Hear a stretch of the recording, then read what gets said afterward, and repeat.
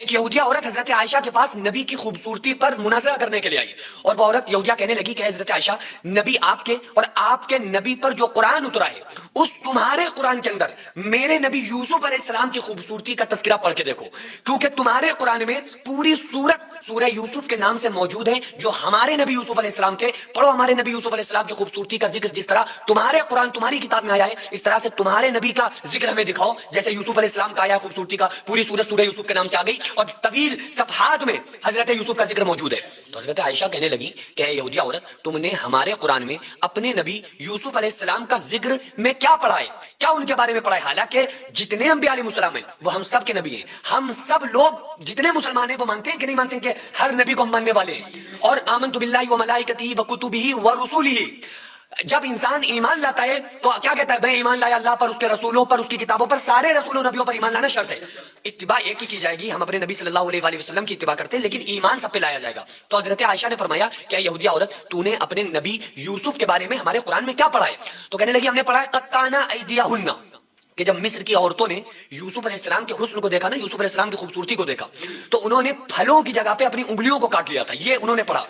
تو حضرت عائشہ فرمانے لگی کہ یہاں پر جو لفظ ہے دیکھیں قطعنا ایدیہن، یعنی صرف کاٹا نہیں بلکہ قیمہ بنا دیا اپنی انگلیوں کو۔ تو وہ عورت کہہ رہی ہے یہودیہ کہ ہمارے نبی یوسف کو جب عورتوں نے دیکھا تو اپنی انگلیوں کی جگہ پہ، اپنی پھلوں کی جگہ پہ اپنی انگلیوں کو کاٹ لیا تھا، ایسا تذکرہ اپنے نبی کا دکھاؤ۔ تو حضرت عائشہ نے کتنا خوبصورت جواب دیا۔ حضرت عائشہ فرمانے لگی کہ اے یہودیہ عورت، اچھا ہوا کہ ان مصر کی عورتوں نے حسن یوسف کو دیکھا تھا، میرے آقا کے حسن کو نہیں دیکھا۔ اگر وہ مصر کی عورتیں حسن یوسف کو نہ دیکھ کر میرے آقا کے حسن کو دیکھ لیتی تو خدا کی قسم وہ اپنی انگلیوں پر نہیں بلکہ اپنے دلوں پر چھریاں چلا لیتی، اور ایسا ہی ہوا ہے۔ جب مکہ اور مدینہ کی عورتوں نے محمد مصطفیٰ صلی اللہ علیہ وآلہ وسلم میرے آقا کے حسن کو دیکھا نا، تو کیا ہوا؟ ایک ماں کے لیے جو اس کا بچہ ہوتا ہے نا، وہی سب، اس کی پوری دنیا اس کا بچہ ہوتی ہے۔ ایک ماں کے لیے چھوٹا جو بچہ ہے وہ اس کی پوری دنیا ہوتی ہے، وہ اس کے ساتھ کوئی کمپرومائز نہیں کر سکتی، اپنی جان قربان کر دے گی، بچے کو اذیت میں نہیں دیکھ سکتی۔ تو ایک مرتبہ آقا علیہ السلام جہاد میں جا رہے تھے، ایک عورت آئی، ساتھ میں دودھ پیتے بچے کو لے کر آئی اور آ کر کہنے لگی یا رسول اللہ، اے میرے آقا، میں نے سنا ہے آپ جنگ میں جا رہے ہیں، جہاد میں جا رہے ہیں۔ کہا ہاں جہاد میں جا رہے ہیں۔ کہا میرے دودھ پیتے بچے کو بھی ساتھ لے کر جائیے۔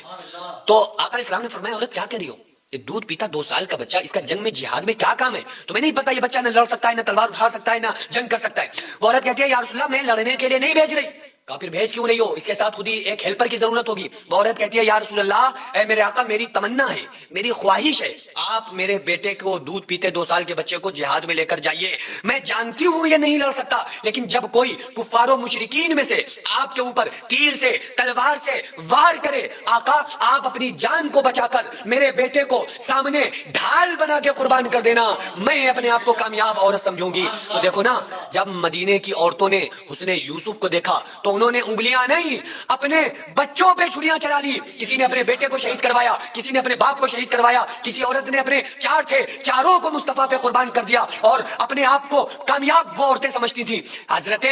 یوسف علیہ السلام کو اللہ تعالیٰ نے بڑی خوبصورتی عطا فرمائی تھی، بڑے خوبصورت یوسف علیہ السلام تھے۔ حضرت عبدالحق محدث دہلوی فرماتے ہیں کہ جب اللہ تعالیٰ نے ارادہ کیا حسن کو پیدا کرنے کا، بڑی دھیان سے بات سنیے گا، جب اللہ نے ارادہ کیا حسن کو پیدا کرنے کا، کہ خوبصورتی بنائی،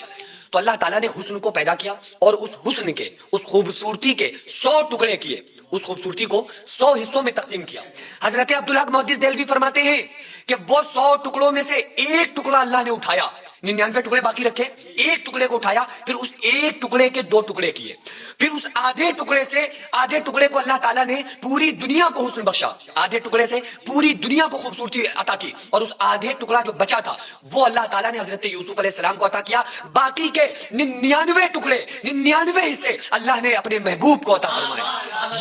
یہ حسن تھا آپ کا۔ تو میں کہتا ہوں، اکثر اس بات کو کہتا ہوں کہ حسن یوسف کو جس نے دیکھا،